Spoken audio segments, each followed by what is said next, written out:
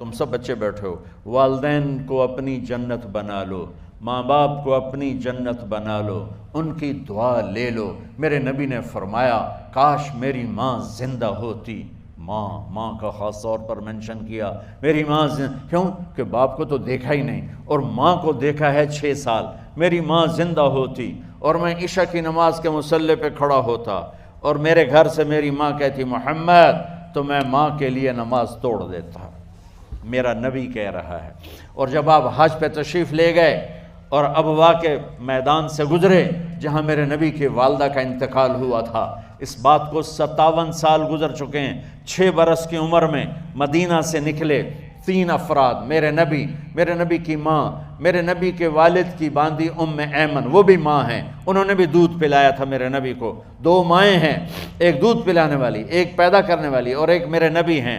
جب ابوا کے پہاڑوں میں پہنچے تو اچانک ہارٹ اٹیک سے حضرت آمنہ 25 سال کی عمر میں انتقال فرما گئیں، اور میرے نبی نے اتنا اس کا غم لیا۔ 6 سال کا بچہ، میں سن 2000 میں وہاں گیا تھا، میرے آنسوں نہیں رکنے کو آ رہے تھے کہ کہاں میرے نبی کی ماں کو اللہ نے اٹھایا، نہ کوئی آسرا، نہ کوئی سہارا، نہ کوئی رشتہ، نہ کوئی جھولی، نہ کوئی چھاؤں، ایسے تنہا یتیم کر دی۔ جب ان کو پتھروں میں دبا کے نیچے اترے، ایمن کو سے ہاتھ چھڑا کر بھاگے اور اوپر پہاڑی پہ چڑھ گئے۔ جب ایمن پیچھے گئیں تو ایمن نے کیا دیکھا کہ ابوا کے پہاڑ بھی رو رہے ہوں گے، آپ ماں کی قبر کو چمٹ کے ایسے اوپر لیٹے ہوئے تھے، قبر کو پکڑا ہوا تھا، اوپر لیٹے ہوئے تھے۔ جب ایمن قریب آئیں تو سنا آپ کہہ رہے تھے اماں جی، آپ کو تو پتہ تھا آپ کے سوا میرا کوئی نہ تھا، آپ مجھے چھوڑ کے کہاں چلی گئی، کیوں چلی گئی؟ 6 سال کا بچہ پہلی موت دیکھ رہا ہے تو ان کو سمجھ میں نہیں آ رہا کہ میری ماں کے ساتھ ہوا کیا ہے۔ ایمن نے اٹھانا چاہا، آپ نے اٹھنے سے انکار کر دی۔ اس صدمے کو سینے میں لیے ہوئے 57 سال کے بعد، 7ویں دن بندہ رو نہیں سکتا، رونا ہی چاہے تو رونا نہیں آمدا، 57 سال کے بعد آپ اس وادی سے گزرے، اپنے اونٹنی کو ماں کی قبر کی طرف موڑ دیا، اور ان پلرز کو 3 گنا کرو تو وہ پہاڑ بنتا ہے، چھوٹی پہاڑی تھی۔ اونٹنی کو نیچے بٹھایا، اوپر پہاڑ پر گئے، اور یہ مجھے دیکھو، یوں آپ نے گھٹنے کھڑے کیے ماں کی قبر کے سرانے، اور یہ ہاتھ یہاں رکھے، اور پھر سر دیا اپنے گھٹنوں میں یوں، پھر رونا شروع کیا۔ اتنا روئے، اپریل کا مہینہ تھا، دھوپ سر پہ پڑ رہی تھی، ہم تو ٹھنڈی دھوپ میں بیٹھے ہیں، شدید دھوپ میں بیٹھے تھے، اور اس کنڈیشن میں یہ بچوں کا سٹائل ہوتا ہے، جب لمبا رونا ہو تو وہ یوں بیٹھتے ہیں سر اندر دے کر۔ اتنا روئے کہ آپ کی داڑھی ساری آنسوں سے بھر گئی، سینہ تر ہو گیا، احرام تر ہو گیا، اور کئی گھنٹے بیٹھ کے روتے رہے۔ 2 جہان کے سردار ہو کر تمنا کر رہے ہیں کاش اماں تو زندہ ہوتی، تو مجھے کہتی محمد میں تیرے لیے نماز توڑ دیتا۔ اور میرے نبی نے، یہ بچیاں غور سے سنو، میرے نبی سے پوچھا گیا یا رسول اللہ قیامت کب آئے گی؟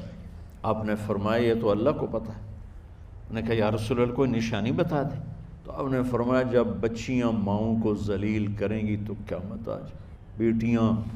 جب بیٹیاں ماؤں کے ساتھ بدتمیزی کریں گی اور ماؤں کو ذلیل کریں گی تو قیامت آ جائے گی۔ ایک ماں بیٹی کو میں بھول نہیں سکتا، ماں کے موٹے موٹے آنسو گر رہے تھے، اور بیٹی ماں سے کہہ رہی تھی بھوک نہیں، ہماری اپنی پنجابی زبان، بھوک نہیں، اوئے ہوئے ہوئے ہوئے، یہ تو ہم نوکر کو کہتے ہوئے ڈرتے ہیں، وہ ماں سے کہہ رہی تھی بھوک نہیں، یعنی بکواس نہ کر، اور وہ آگے چپ، صرف آنسو اس کے گر رہے تھے ایسا۔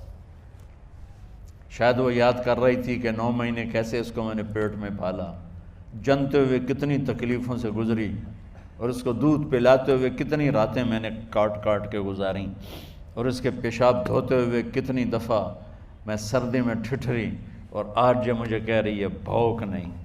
اس لیے میرے نبی نے فرمایا جس نے ماں باپ کو دکھ دیا، سنو غور سے بچوں سارے سنو، جس نے ماں باپ کو دکھ دیا اس پہ اللہ کی لعنت، اس پہ فرشتوں کی لعنت، اس پہ زمین آسمان کی لعنت، نہ ان کی نماز قبول ہے، نہ روزہ قبول ہے، نہ صدقہ قبول ہے۔ میرے نبی کی زندگی کا دوسرا روپ حقوق العباد، نماز حقوق اللہ میں آ جاتی ہے، میں حقوق العباد کی تھوڑی سی وضاحت کر رہا ہوں۔ ماں باپ زندہ ہیں تو دعا لے لو۔ والدین سے کہتا ہوں بچوں کو عزت دو، جہاں اولاد ماں باپ کے حقوق ہیں وہاں اولاد کے حقوق ہیں، اولاد کو عزت دو، اولاد کو عزت دو، اولاد کو عزت دو۔ بہت سی اولاد کی نافرمانی کا ذریعہ ماں باپ بن رہے ہیں، سختی کر کے، زبردستی کر کے اور ٹھونس کر چیزیں نوکروں کی طرح سلوک کر کے۔ میرے نبی کے گھر میں جب بیٹی فاطمہ ملنے کے لیے آتی تھیں تو میرے نبی بیٹھے نہیں رہتے تھے، یا اب چیئر پہ بیٹھے ہوئے بی بی فاطمہ آ گئی، اب زمین پہ بیٹھے ہوئے ہیں بیٹی آ گئی، اب چارپائی پہ لیٹے ہوئے ہیں بیٹی آ گئی۔ میرے نبی کیا کرتے تھے؟ کھڑے ہو جاتے تھے، کھڑے ہو جاتے، ایک دم کھڑے ہو جاتے تھے، اور پھر کھڑے نہیں رہتے تھے، تیزی سے آگے بڑھتے تھے اور حضرت فاطمہ کا ہاتھ پکڑ لیتے تھے۔ یہ والدین غور سے سنو، حضرت فاطمہ کا ہاتھ پکڑ لیتے تھے اور ہاتھ پکڑ کے مجھے دیکھو یوں بوسہ لیتے تھے، بیٹی کا بوسہ لیتے تھے، پھر ہاتھ چھوڑتے نہیں تھے، ہاتھ پکڑے پکڑے لاتے لاتے لاتے ان کو چارپائی پر پہلے بٹھاتے تھے پھر خود بیٹھتے تھے۔ یہ باپ اور رسول ہو کر بیٹی کو یہ عزت دیتے تھے۔ پھر وہ جنت کی عورتوں کی سردار بنی، پھر وہ جنت کے سرداروں کی ماں بنی، پھر وہ اللہ کے شیر کی زوجہ بنی۔ تو والدین سے کہتا ہوں کہ اپنے بچوں کو عزت دو، عزت دو، عزت دو، عزت دو۔ پھر آپ سے زندگی کے بڑے فیصلے ہیں شادی، آپ لوگ اکٹھے پڑھتے ہو لڑکے لڑکیاں، اپنی شادی کے فیصلے خود نہ کرو، اپنے ماں باپ کے حوالے کرو، اس میں شرافت بھی ہے، اس میں برکت بھی ہے، اس میں رحمت بھی ہے، اور اس میں والدین کی دعائیں بھی ہیں۔ کورٹ میرج کو ہوا نہ دو، boyfriend girlfriend culture ہمارا نہیں ہے۔ میرے نبی کے طریقے میں مرد اور عورت کا صرف نکاح سے تعلق ہے، اس کے علاوہ سب جہنم کی آگ ہے۔ اور والدین سے کہتا ہوں کہ اپنے بچوں سے پوچھ کے رشتے کرو، زبردستی مت کرو۔ میرا معاشرہ بہت سنگین قسم کے جرم کا شکار ہے، بچوں پہ مسلط کر دیتے ہیں، ایتھے ہی کرنی ہے، ایسے جٹاں چی کرنی ہے، بٹاں چی کرنی، پتہ نہیں آئے کتوں ہیں جٹ بٹ۔ چلو تم ناراض نہ ہو، راجپوتاں چی کرنی، میں راجپوت ہوں، میں اپنی قوم کو بھی رگڑ دیتا ہوں، راجپوتاں چی کرنی، اگاں کرنی ہی کوئی نہیں۔ یہ ظلم و ستم اولاد پہ مت کرو، اپنی بچی سے پوچھو، اگر بیٹی ہاں کرے تو پھر قدم اٹھاؤ، اگر بیٹی کہہ دے میں نہیں کرنا چاہتی تو وہ نافرمان نہیں ہے۔ اللہ کے واسطے میری سنو، صرف تم نہیں سن رہے ہو، اس کیمرے سے لاکھوں کروڑوں لوگ سن رہے ہیں۔ اگر بیٹا یوں کہہ دے کہ ابا میں نے یہاں شادی نہیں کرنی، میرا جی نہیں چاہتا ہے، تو وہ بیٹا نافرمان نہیں ہے، فرما بردار ہے، اس نے شریعت کا حق استعمال کیا ہے۔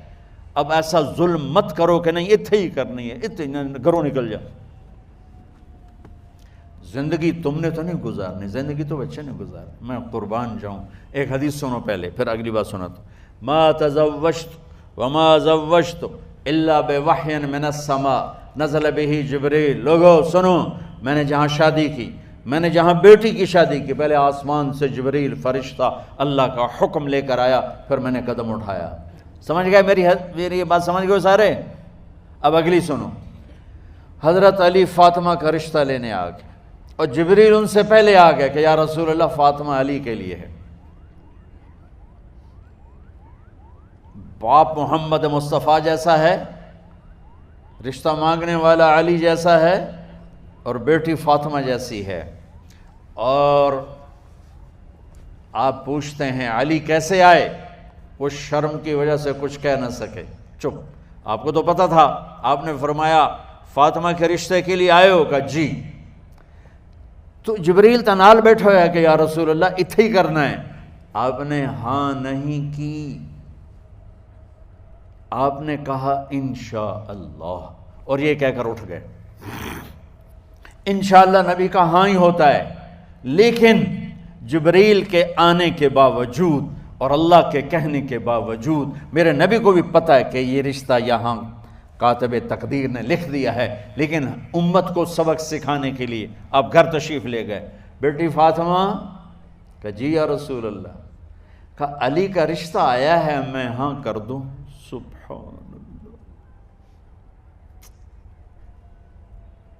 میں اپنے دیہاتی بچیوں پہ مجھے رونا آ گیا کہ جنہیں پتہ ہی نہیں ہوتا سانو کہیں دے نال بندے پہ جانور ہے یا انسان ہے۔ علی جیسا داماد، چلو علی کو چھوڑو، فاطمہ کو چھوڑو، جبریل آیا بیٹھا ہے، جبریل آیا بیٹھا ہے۔ اس کے بعد فاطمہ سے پوچھنے کی کیا بات ہے؟ جبریل آ کر کہہ رہا یا رسول اللہ، اللہ کہہ رہا ہے فاطمہ علی کے لیے ہے اور علی فاطمہ کے لیے ہے، اور پھر آپ کہتے ہیں بیٹی فاطمہ ہاں کر دو۔ ہماری تو آج کی بیٹیاں انکار نہیں کرتی، چپ کر کے گاں ماش طرح بن چھڑ دین قلعے نال۔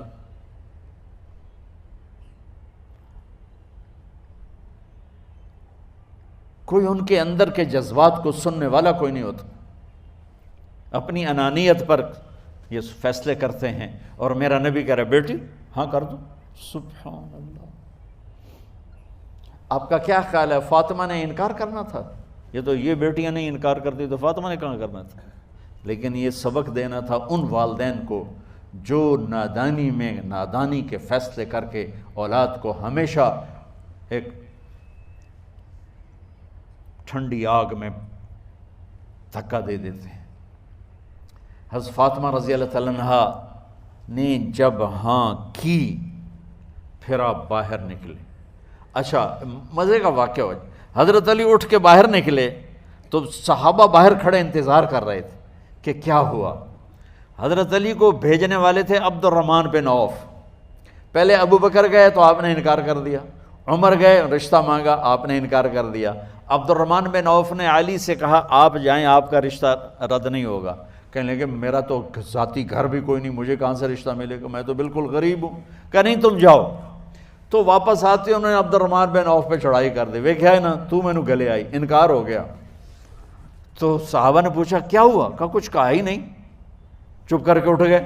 تو عبد الرحمن بن عوف کہنے لگے کچھ بولے صحیح، کہ بس اتنا کہا انشاءاللہ کا تو مبارک ہو، نبی کا انشاءاللہ ہاں ہوتا ہے۔ کہا اچھا، تو اتنے میں آپ باہر تشریف لے۔ کہا علی، کہا جی، کہا لو بلاؤ، لوگوں کو بلاؤ۔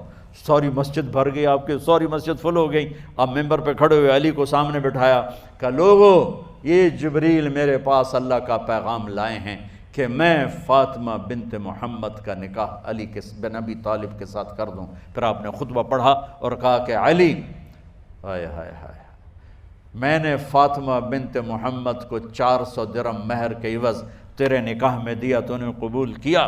حضرت علی نے زور سے نعرہ لگایا میں نے قبول کیا، اور سجدے میں چلے گئے، اللہ کا شکر کا سجدہ ادا کیا۔ پھر میرے نبی نے وہیں سارے مجمع کو شہد کا شربت پلایا اور تازہ کھجوریں کھلائیں، اور پھر جب رخصتی ہوئی تو آپ نے حضرت علی سے فرمایا کہ آپ آ کے لے جاؤ۔ پھر آپ نے حضرت ام سلمہ، حضرت حفصہ اور جناب حضرت عائشہ رضی اللہ تعالیٰ عنہ، ان تینوں کو بلا کر فرمایا تمہیں پتہ ہے نا مجھے فاطمہ سے کتنا پیار ہے، تو تم فاطمہ کو دلہن بناؤ، اس کی تیاری کرواؤ، اسے دلہن بناؤ۔ تو ان تینوں نے حضرت فاطمہ کو دلہن بنایا۔ پھر آپ نے حضرت علی کو پیغام بھجوایا، وہ تشریف لائے، اپنی اونٹنی لے کر آئے، حضرت عقیل ساتھ ہے، سلمان فارسی ساتھ ہے، اور دروازے پر اونٹنی بٹھائی، آپ علی کو اندر لے گئے اور یوں فاطمہ کا ہاتھ پکڑ کے علی کے ہاتھ میں دے کر فرمایا علی تمہیں نبی کی بیٹی مبارک۔ سبحان۔ پھر آپ نے کہا میری بیٹی فاطمہ، مجھے اپنے خاندان میں جو سب سے زیادہ محبوب تھا میں نے تیرا ہاتھ اس کے ہاتھ میں دے دیا ہے۔ والدین سے کہتا ہوں اپنے نبی کی زندگی پڑھو۔ میرا درد ہے کہ ہماری ثقافت میں اسلام داخل نہیں ہوا، ہمارے عبادت میں اسلام آ گیا، بہت سارا مجمع مرد عورتوں کا نمازی ہے، حاجی ہے، عمرے کرتے ہیں، لیکن ثقافت میں نبوت کی جھلک دکھائی دے، ثقافت میں اللہ کا نبی دکھائی دے، وہ نہیں ہے۔ زندگی بیت گئی اس انتظار میں، مدت سے لگ رہی تھی لب بام ٹک ٹکی، تھک تھک کے گر گئی نگہ انتظار آج، پتہ نہیں کب صبح ہوگی۔ چلو کہتے تو جائیں مجھے ہے اگرچہ بت ہیں جماعت کی آستینوں میں، مجھے ہے حکم اذان لا الہ الا اللہ۔ والدین کے ذمہ ہے اولاد کو عزت دینا، ان کے سب سے بڑی خواہش میں ان کا احترام کرنا کہ زندگی انہوں نے گزارنی ہے، اور آپ کے ذمہ ہے والدین کے آگے سر جھکا دینا۔ اللہ کے واسطے کورٹ میرجز اور خفیہ شادیاں یہ نہ ہماری ثقافت ہے نہ یہ انسانیت ہے۔